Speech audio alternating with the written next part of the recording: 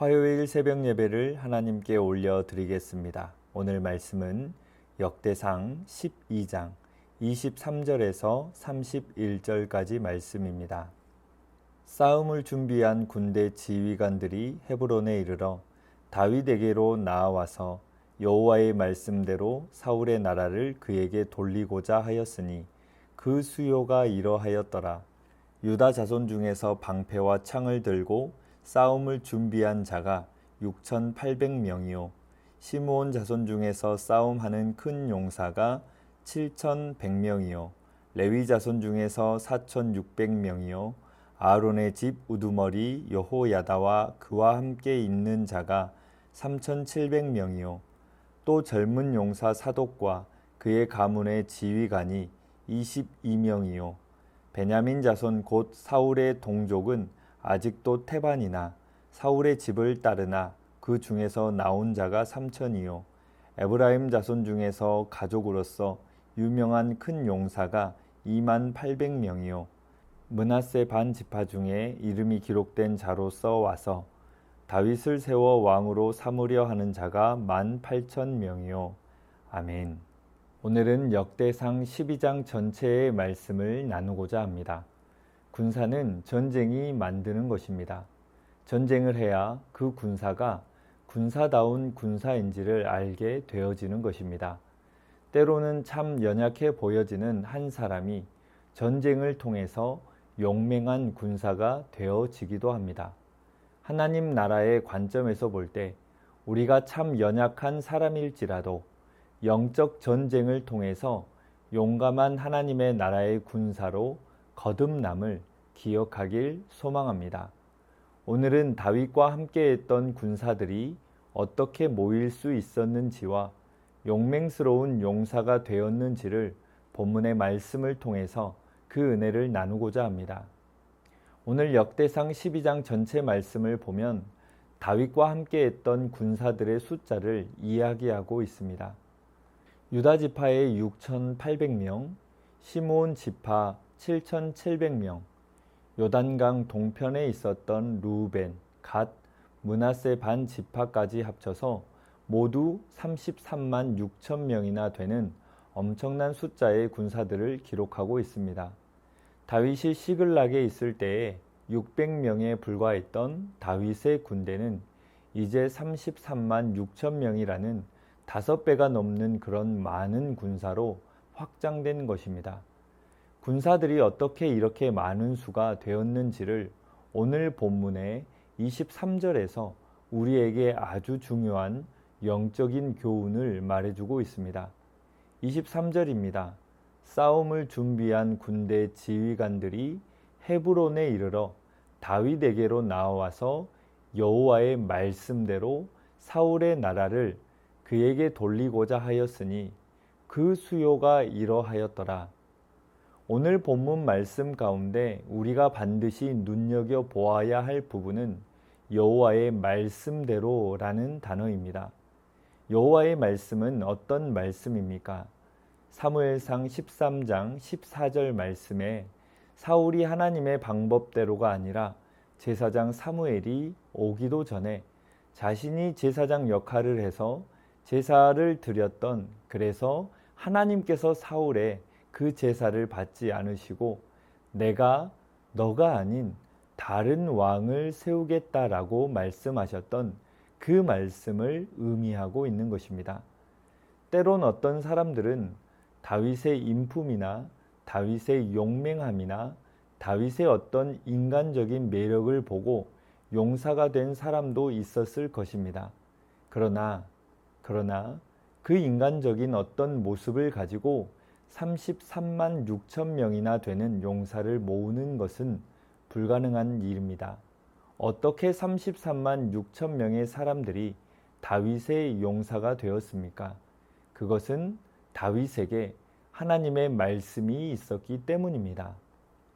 하나님의 말씀대로 이루어질 것을 이스라엘의 모든 지파가 바라보았기 때문에 사울에 속했던 베냐민 지파 가운데에서도 다윗과 함께하는 그런 용사들이 나온 것입니다.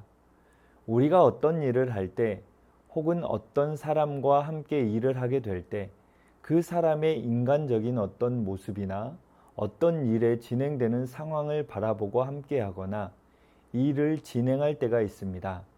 그러나 우리가 반드시 기억해야 할 부분은 그 일 가운데 선포된 하나님의 말씀이 있는가, 그리고 그 하나님의 말씀을 들으면서 그 일을 행하고 있는가, 우리가 반드시 살펴보아야 할 것입니다.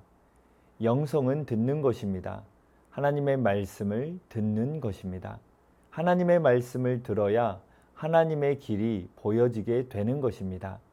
한 영성가는 이런 고백을 하였습니다. 보기를 원하는가 들으라. 하나님의 길을 보기 원하는가 하나님의 말씀을 들으라. 이스라엘 모든 군대가 다윗을 바라보기 전에 하나님의 선포되어진 말씀을 듣고 다윗을 쫓았던 것처럼 우리 삶 가운데에도 하나님의 말씀을 듣고 하나님을 쫓는 축복된 인생이 되시기를 소망합니다. 먼저 우리는 다윗 곁에 많은 용맹스러운 군사들이 모이는 것을 보게 되었습니다. 또한 오늘 본문의 말씀 가운데 등장하는 지파들의 많은 숫자를 살펴보면 한 가지 특이한 점도 발견되어집니다. 다윗이 이스라엘의 왕으로 추대됩니다. 이스라엘 왕 다윗의 즉위식, 즉 축제가 진행됩니다. 이 다윗 왕의 즉위식을 위해서 각 지파들이 용사들을 보내게 됩니다. 그런데 여기서 특이한 점이 발견됩니다. 다윗과 가까이 있었던 지파들에서는 오히려 용사들을 적게 보냈고 다윗으로부터 멀리 있었던 지파들에서는 많은 용사들을 보낸 것을 보게 됩니다. 다윗과 가까이 있었던 유다 지파는 6,800명을 보냅니다. 시므온 지파에 7,100명, 레위 지파에 4,600명, 아론은 3,700명, 베냐민은 3,000명의 용사들을 보냅니다. 그런데 다윗과 멀리 있었던 에브라임 지파는 22,800명, 므낫세 반 지파는 18,000명, 스불론 지파는 가장 많은 5만 명의 용사들을 보냅니다. 납달리는 37,000명, 단은 28,600명, 아셀은 4만 명, 요단강 동편에 있던 두 지파 반은 12만 명이 모인 것을 알 수 있습니다. 이 숫자들을 볼 때 가까이에 있는 지파가 더 많은 군사를 보내지 않고 멀리 있는 지파가 군사들을 더 많이 보낸 것으로 서운할 수 있습니다. 왜냐하면 모여지는 것이 쉬운 일이 아니기 때문입니다. 긴 시간을 이동해야 합니다. 체력을 써야 합니다. 짐을 옮겨야 합니다. 왜 멀리 있는 우리가 2만 명, 3만 명을 때론 5만 명의 용사들을 보냈는데 가까이 있는 지파들은 6,000명, 5,000명, 4,000명을 보냅니까? 이거 너무 불공평한 일이 아닙니까? 정당하게 논리적으로 말할 수 있습니다. 그런데 멀리서 온 지파는 불평하지 않았습니다. 40절 말씀 가운데 이스라엘 가운데 기쁨이 있었다라고 기록됩니다. 하나님의 나라가 그렇습니다. 다윗의 군대가 성공할 수 있었던 것은 한 사람의 리더십이나 한 사람의 영향력으로 된 것이 아니라 하나님의 말씀이 있었기 때문에 모든 것이 화합될 수 있었고 진행될 수 있었던 것입니다. 그 하나님의 말씀으로 기쁨이 가득하였기에 다윗의 군대가 성공할 수 있었던 것입니다. 사랑하는 성도님들, 오늘 하루를 살아갈 때 모든 일들을 할 때 하나님의 말씀으로 시작하여 하나님께서 주시는 기쁨으로 끝마쳐지는 은혜가 가득하길 소망합니다. 주님 일을 할 때에도 오직 하나님의 말씀으로 시작하여 말씀이 주는 기쁨이 넘쳐나기를 주님의 이름으로 축원합니다. 하나님의 말씀으로 기쁨의 공동체를 이루어가는 은혜가 가득하시기를 주님의 이름으로 축원합니다. 이 시간 말씀 의지하여 함께 기도하겠습니다. 사람과 환경을 먼저 보는 것이 아니라 하나님의 말씀을 먼저 듣게 하옵소서. 다윗 안에 하나님의 말씀이 있었던 것처럼 우리 안에도 하나님의 말씀이 있게 하옵소서. 하나님의 말씀으로 말미암아 하나님께서 주시는 기쁨이 모든 삶 속에 넘쳐나게 하옵소서. 이 시간 말씀 의지하여 함께 기도하겠습니다.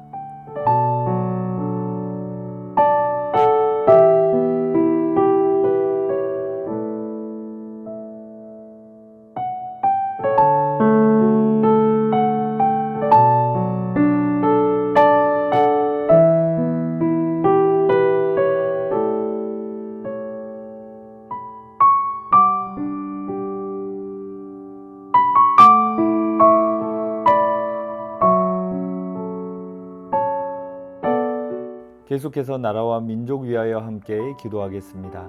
개인의 안위와 특별함보다 주님의 나라와 의를 먼저 구하는 열방이 되게 하옵소서. 위정자들과 공직자들이 하나님 뜻에 합당하게 일하게 하옵소서.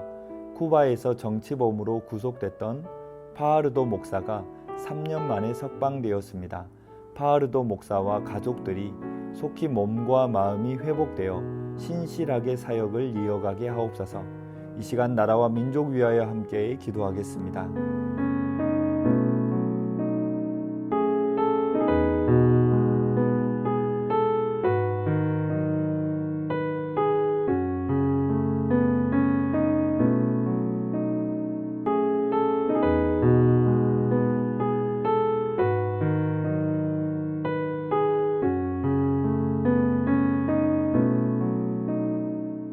계속해서 교회를 위하여 함께 기도하겠습니다. 매일 오늘의 흡족한 은혜를 준비하고 계시는 주님 보좌 앞에 나아가는 공동체, 편파적으로 저희만을 위하시는 주님의 보좌 앞에 나아가는 공동체 되게 하옵소서. 담임 목사님의 영육을 강건하게 하시고 세임과 능력을 주옵소서. 과테말라 선교지 탐방을 통해 모든 팀원들이 열방을 향한 주님의 마음을 품게 하시고 모든 일정 가운데 함께하여 주옵소서. 이 시간 교회를 위하여 함께 기도하겠습니다.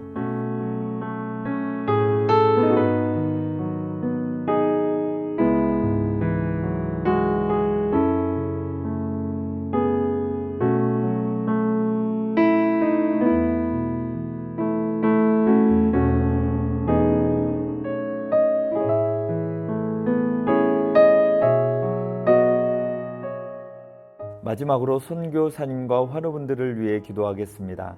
오늘은 탄자니아 조병훈 허선옥 선교사님을 위해 기도하겠습니다.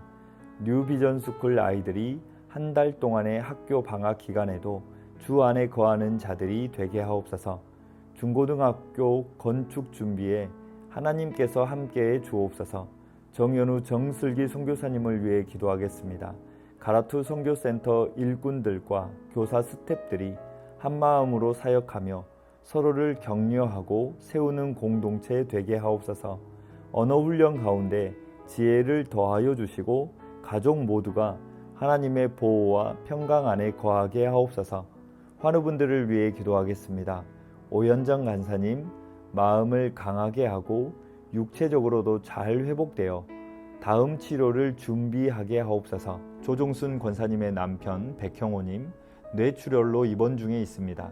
일반 병실로 옮겨졌지만 아직 회복이 필요합니다. 주님께서 치유하여 주옵소서. 박훈규 집사님 뇌경색으로 치료 후 재활을 하고 있습니다. 일상생활에 어려움이 없도록 온전한 회복을 주옵소서. 박세은 집사님 유방암 발병 이후 뼈로 전이 되었습니다. 통증이 사라지고 회복의 역사가 나타나게 하옵소서. 양금숙 성도님 이번 검사 결과 방사선 치료받았던 종양이 더 커지지 않고 있어 3개월 후 다시 검사 받기로 하였습니다. 더 커지지 않고 회복되게 하옵소서. 김민정 집사님 방사선 치료 효과가 미비하여 호르몬제 약으로 치료하고 있습니다. 검사 수치가 올라가지 않고 떨어질 수 있도록 지켜주시고 이후 모든 과정을 주님께서 함께하여 주옵소서. 권호순 권사님 폐에 있는 종양이 커져서 항암 치료제를 변경하였습니다. 변경된 항암제로 인한 부작용 없이 온전히 치료되게 하옵소서. 노성빈 형제님 크론병으로 8주에 한 번 주사제 치료를 하고 있습니다. 부작용이 생기지 않도록 보호하여 주시고 소장의 염증이 잘 치료되어 음식을 잘 먹고 새로운 삶의 현장으로 나아갈 수 있는 용기를 주옵소서. 이외에도 수술과 시술 중에 계신 분들, 회복 중에 계신 분들, 모든 환우분들의 몸과 마음을 회복시켜 주옵소서. 이 시간 선교사님과 환우분들을 위해 기도한 후 자유롭게 기도하겠습니다.